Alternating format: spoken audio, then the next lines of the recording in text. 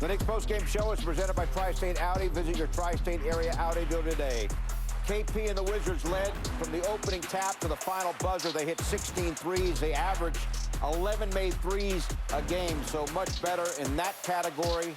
Jalen Brunson went for 32, with Kyle Kuzma 27, and the Wizards end up winning tonight 116 to 105. Great to have you with us from our Delta MSG studios. Bill Pito along with Monica McNutt. So, Monica, for only the second time all season, the Knicks never led in a game. This had a different feel than most because the Knicks didn't get off to a very good start. When they've been playing well, first quarters have really helped their cause. Tonight, they just struggled from the opening tip and pretty much were out of it after that. The Wizards just looked like a team that was on a mission, and a team that was honestly a little bit fresher. I mean, their last two losses were relatively close games within 10 points, both of those losses, and they just seemed like a team that was desperate to find a win, and they unfortunately found it here on the Garden floor. I mean, they put 5 guys into double figures, 6 guys into double figures. They found one another, and you mentioned they shot the 3 ball prolifically in this ballgame.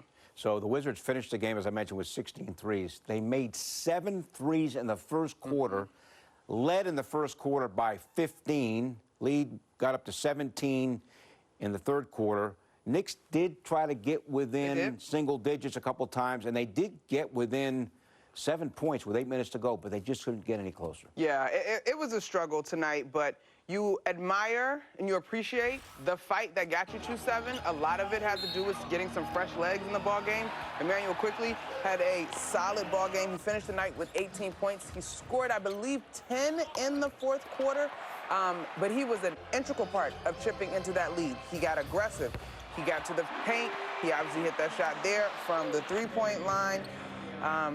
But it was just too much of this guy. And I kind of looked at the box score and said, oh, 27. It felt like he had gone for 40 again because Kuz just got look after look that just favored his game. I mean, you know he's a guy that can score at all 3 levels. Way too many easy looks from behind the arc. And, of course, that backdoor cut you just saw a play ago grates my soul to a degree. But this, quietly, is a little bit of a tricky matchup for the Knicks when you look at it. I mean, you look at Denny Avdia, 6'9", Daniel Gafford, 6'10", Kyle Kuzma, 6'9", and obviously KP at 7'3". At points in the fourth, all 4 of those guys are on the floor together. And so the length sort of really overwhelms the Knicks. It frustrates them. You can see it in Julius Randle's stat line tonight. And so the Wizards played to their strengths. They were on a mission. They've not been very good on the road this year. Tonight they went and they got one. And at points, Pito, even as a hooper, you just kind of put your hand in your face and you're like, can somebody just take the lid off the basket? Because there were looks that we're accustomed to seeing Julius Randle make, unfriendly bounces on the home rim for R.J. Barrett. Like, they just really couldn't buy a basket tonight, and it was just really, really a tough night in terms of trying to find offense. And of note here, Mitchell Robinson, thumb injury in the first half. Knicks are saying it's a sprained thumb. No report or update on how long they expect him to be out. And that put even more onus on the Knicks on the glass. Yeah. We saw more minutes from Hartenstein and Sims. But again, it was Jalen Brunson for the Knicks, boy, 32 points. His 8th straight game with at least 25 points. That is now the 3rd best such run for a Knicks guard in the history of the franchise. Yeah. 32 again. He continues to be remarkable. There's nothing you can take away from that. I'm sure, knowing him as we've got to know him this season, he would happily trade his stat line and the history that you just mentioned if this team could get a win tonight. But it was just a tough night all around. You know, I don't know what else to say. You see him keeping his dribble alive, which he does so well. We talk all the time about how crafty he is in the paint. He's willing to battle through contact, get that ball up high on the glass over taller defenders. I've got no qualms with the way that Jalen played tonight, just collectively as a squad. Just not enough energy. Obviously, the Mitchell Robinson injury doesn't help. You need a force in the paint to help fortify that defense. But tonight, so many struggles offensively, and there's just plenty of that responsibility to share. Hard to believe, but the Knicks are now 11-13 at home.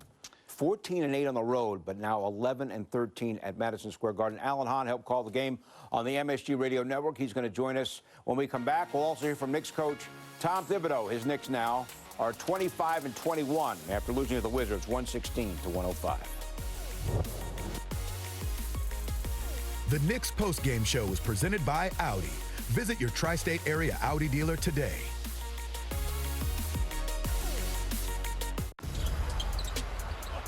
So again, Randall takes it inside and slams it down. And now quickly puts up the three, knocks it down. Next two for the Knicks on the road, Friday at Atlanta, Sunday at Toronto. Friday's game, pregame at 7, game at 7:30. You can also stream our coverage on MSG Go. Wizards beat the Knicks 116-105. We're now joined by Alan Hahn, helped call the game today, tonight on the MSG Radio Network. From your vantage point, what do you think? Well, you know what, the team, this reminded me of, and it's funny that I also called this game as well, the San Antonio game after the loss to So Dallas. it's your fault on the radio then, is that what it is? We're going to always blame. We're going to blame. I mean, but when you really look at it, they don't play flat. They were flat at San Antonio, a little bit flat tonight. We normally don't see that. And the reason why I bring this up is because the Dallas game was an emotional game. Yeah. The way that game ended, and it was hard to kind of get back up again. You don't see this team play flat. Like this Knicks team this season, they got off the good starts, and they fight. This was a game that took them a long time to get the engine running, and it felt the same way, like the emotional letdown of that loss to the Raptors, where that was a physical, frustrating game that they had played against the Raptors. It's not an excuse, but it's just reality. This is human. These are human beings. So the very next night, that feeling I got, and the building had that same energy. Now, again, you were in San Antonio as a road, different story. Here, you kind of need your building to get you going, but they weren't giving the crowd a reason, you know, to give them that energy. So I felt that right away. And then, of course, there's all the different things, the anomalies. There's Julius Randle, you could see it. The foundation just didn't have it. The legs weren't there. The shot was not there. He really struggled. Still got a double-double, but he did struggle in this game. And then on the other side of it, a team that is in the bottom third in three-point percentage and three-point field goals, they were shooting 45% from three. I know they ended under 40. But for most of this game, they were lights out from three-point range. Especially in the first quarter. And that's generally that's what it is. But I go back to the emotional part of it. I just feel like the team started this game off flat and had a hard time really getting themselves going off of that loss to the Raptors. You know, we talked in the pregame, when this Wizards team is healthy, and that's an operative, I mean, when? KP, Beal, and Kuzma, each of these guys, Allen's averaging at least 20 points a game, and they all three played well tonight. Beal back from the hamstring injury, and when healthy, this team's good. You have to spend so much time with Beal, focusing on him because he's so quick, because he's nonstop. He's always moving. And then on top of it, Kuzma has really been a great addition to this team. And then Porzingis had a really good start. You could see they wanted to get him going in this building. They wanted to get him off to a good start. But when you add, again, you have 3 20-point scores. The Knicks have 3 20-point scores. It's why they have a winning record. So the Wizards get one of their main pieces back, one of the best scorers in the game back. It's going to make you better. Now, in the East, how much better can it make them? And the biggest question of all with Beal and the Wizards is, can they stay healthy? All right, R.J. Barrett, speaking of health, Tom Thibodeau pregame Monica said he's starting around into form.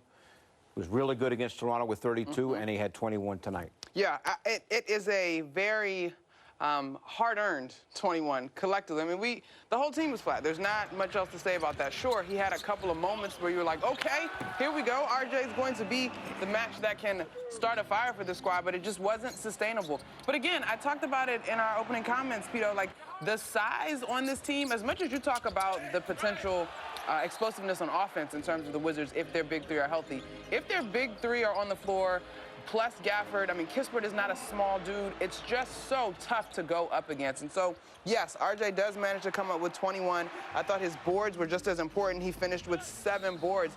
But it was just a game where you weren't going to be able to do it one-on-one.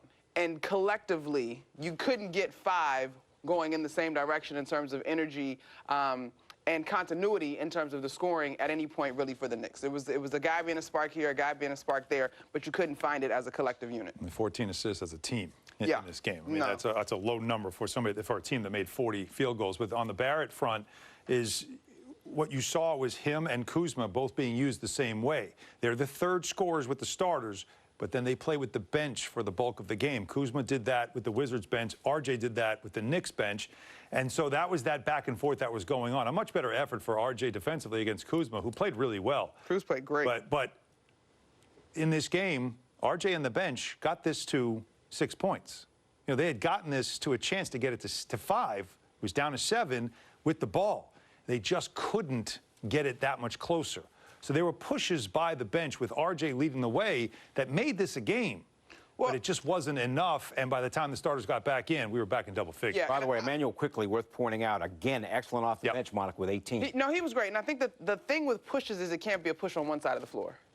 Right? Like, you push offensively, you give up a second chance opportunity that ends up making its way around the perimeter, and but they you had a find couple the three. of, the point is they were getting stops, they got it close. And then the other thing to point out, too, because, we have all the minutes monitors out there these days, and we're watching this, and Tom Thibodeau was giving the bench more minutes in this than we've seen lately. I mean, you're talking about guys off the bench on the Knicks bench that were getting double-figure minutes. Remember, Mitch got hurt. That impact. Well, of course, Sims had to play, but still, you had 31 from quickly.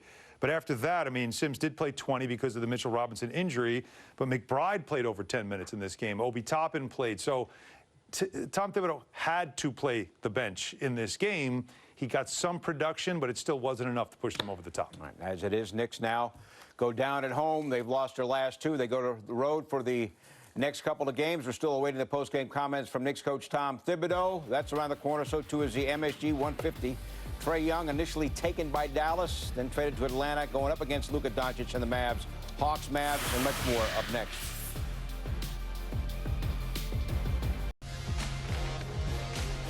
Next up for the Knicks at Atlanta Friday. Pre-game at 7, game at 7:30. You can also stream our coverage on MSG Go. Wizards beat the Knicks tonight 116-105. Tom Thibodeau's post-game comments presented by Chase. Questions? Anything on Mitchell, the hand? Sprained, and he'll be examined tomorrow. Is that MRI?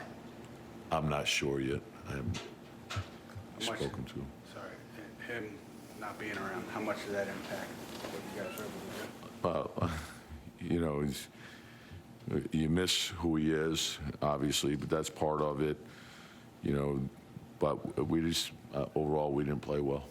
It seemed like right from the start, I think it was 14-3 a couple of minutes in, and never able to kind of close it. Yeah, we were playing from behind all night, so that hurt us. They came out, they were making shots early, and they got a lot of confidence from that. And I thought they played really well, and we missed shots and we couldn't get our defense untracked. Feels like the offense has been really isolation heavy. I think the previous 8 games you guys are averaging only 18 assists. You only had 14 tonight. I wouldn't say it's isolation heavy because I've gone through it. We're not making shots right now, so that's probably the biggest thing. You look at it. I think we're scoring a lot in the paint, and we're getting to the line a lot. So one of the things about getting to the line a lot is you're not going to have high volume assists. Now, I do think we need more easy baskets, and so that part I think we can do better. But right now we got to work our way through this. You mentioned before the game just how tough everybody in the league is. Yep. This team, obviously different than a week ago with Beal and Morris back. Yeah, I think, and that's the challenge too. That every night, we just played them. We won there, so they're going to come in with an edge. Then they get Beal back, and they get Morris back. So it's a different team, but there's also urgency on their part, and they came out very kind. They made shots, and so some were contested, some weren't. And the thing is, sometimes you have to adjust in the game too. If a guy makes 2 threes, you got to make sure, okay, I got to be there on his catch, and he's got to put it down. You can't give airspace and rhythm to a player. And so I thought, our ball pressure could have been better. Our closeouts could have been harder. But overall, I don't think it was, from a lack of effort. I just think we didn't play well. We missed shots, and it may have taken away from our defensive effort. But overall, we just didn't play well. Tom, the lack of production you're getting from the bench besides quickly, is it putting too much pressure on? No, I actually thought they gave us life. Like tonight, I like the way they're now we got a little disjointed because of the Mitch thing, so we'll get that figured out. But I like the way they played. I thought Deuce and RJ and Quick and Isaiah and Obi played well in their stretch. They actually got the thing a lot closer, and so I think they're starting to find their rhythm. So we need them to play well, and they will. With Mitchell out, is there kind of a thought that you went to Julius at the 5 with RJ at the 4? I assume you were just searching. Yeah, we were downsizing because we were behind, and I think that you're trying to speed the game up, trying to get more shooting onto the floor, but it also probably hurt us rebounding wise, and but you want to have that as part of what you're doing, and I think we can do better with that as well. But it's just the next guy. I love the depth that we have at center. Isaiah and Jericho.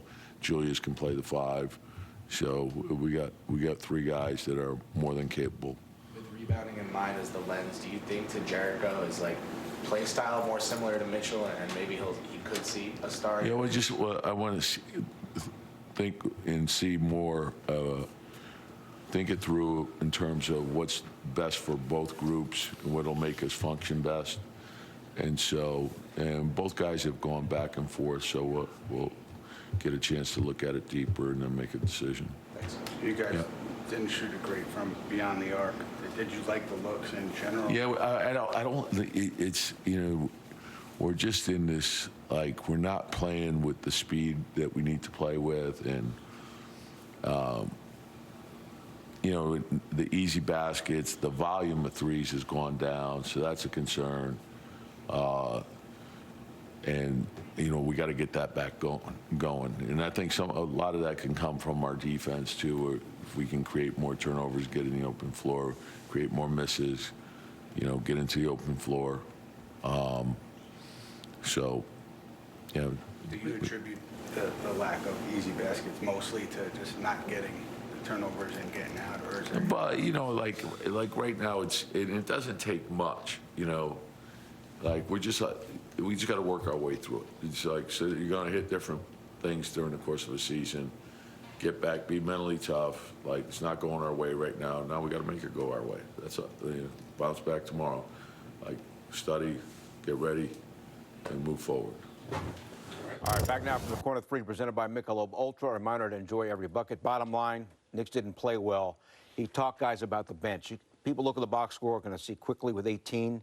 You're going to see the rest of the bench combining for over only 6 points. But the key point, Monica, I think, is that RJ with the bench and quickly, and the other 3 who may not have put points in, may not have scored, played pretty well. Yeah, they had some energy, and they were able to chip into that lead. I do think that that's a positive. But for me, and Han, I'll be honest, it's tough to pull that positive just because as a collective, the Knicks struggled so much tonight. Yes, you get it to 7, you get it to 6. Quick went on a spurt there. I want to say he put in 3 consecutive buckets. RJ went on a spurt there, put on a couple consecutive buckets. And so that mattered, but just in totality, it was just such a flat night. I mean, it was just a flat night. Yeah, exactly. And you're just trying to find things to build off of. And you heard, again, Tibbs just talking about how you focus on just getting out of whatever they're in right now, and this is 2 straight L's now, and they at home as well, and you got to point that part out, where you tend to want to play, where your bench is supposed to play better at home, where you tend to feed off of the energy of your crowd. The Knicks were unable to do that in this game, but you do have to recognize, though, okay, what is something we could take from this game, and that is minutes you're going to get off your bench, that you saw that pocket of the game that you were pushing back for a chance to get back into the game, that Barrett with the bench does produce, and obviously Emmanuel quickly does as well. And now what you need to see is if Mitchell Robinson's going to be lost for any extended period of time, big deal. You miss his rebounding big time, and you miss his offensive rebounding. And it's one thing that Jericho Sims can bring. Sims hasn't played in a while. This gave him some minutes to kind of get himself back, because if he's got to play a lot, I mean, they've used him previously, and he played very well. So getting him back now into the flow is going to be important. But we'll see what happens now as they go on for the next 5 on the road. An Atlanta team that you just talked about in the 150 that is playing very well. That's it. Yeah. Where was all this energy inside? Yeah, These fans back here. There's a lot of fans outside right now. Alan's going to need a bodyguard getting out of here. We're going to come back and hear from Quentin Grimes. He hit that 3. Grimes in the game had 14 points.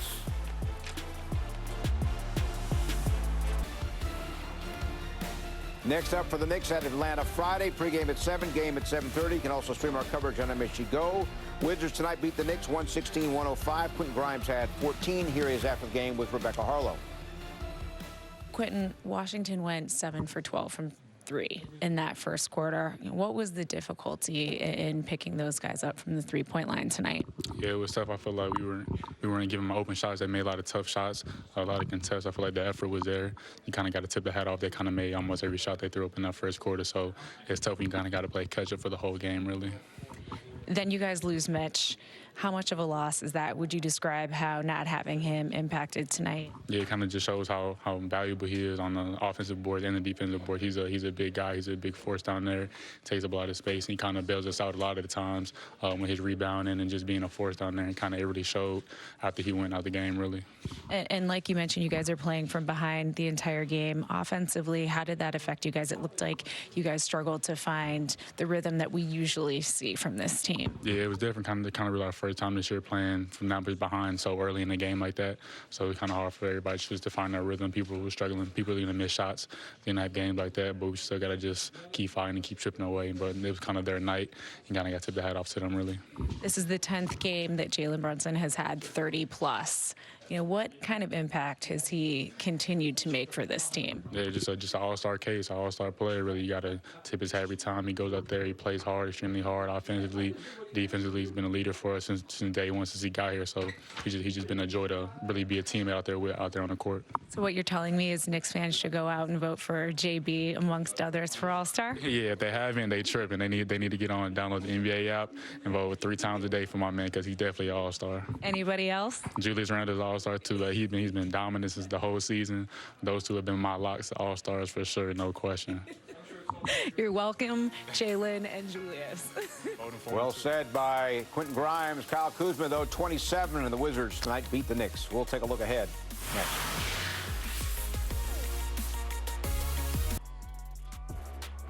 Okay, next 3 for the Knicks. At Atlanta Friday, at Toronto Sunday, home against the Cavs on Tuesday.